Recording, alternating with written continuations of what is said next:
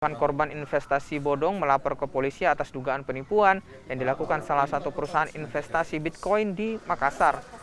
EL yang menjadi salah satu korban mengaku diajak bergabung oleh rekannya dengan iming-iming keuntungan hingga mencapai 400% dari total investasi dalam sebulan.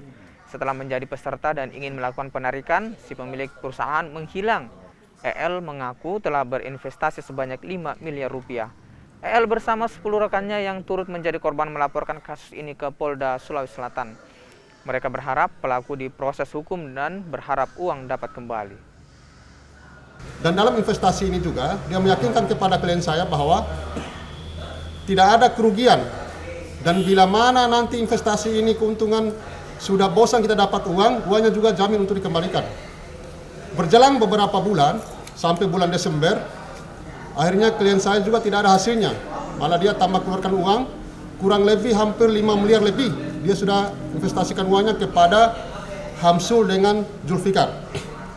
Setelah itu, klien saya tanya, mana uang saya? Jadi mereka bertanya dan akhirnya susah dan terpaksa klien saya pada tanggal 20 April 2021 dia melapor secara resmi di Krimum Polda Sulsel.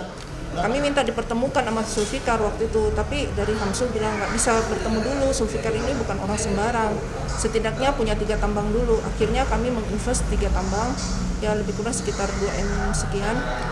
Di sana kami bertemu dengan Zulfikar pertama kali pada saat bulan Juli 2020. Setelah ketemu Zulfikar, akhirnya Zulfikar meyakinkan bahwa dia membuat investasi ini karena uang dia udah banyak banget, udah tumpah-tumpah uangnya. Katanya kalau dia misinya itu ingin mensejahterakan rakyat Indonesia, makanya dibuatlah investasi kayak gini karena banyak rakyat Indonesia katanya kesulitan finansial.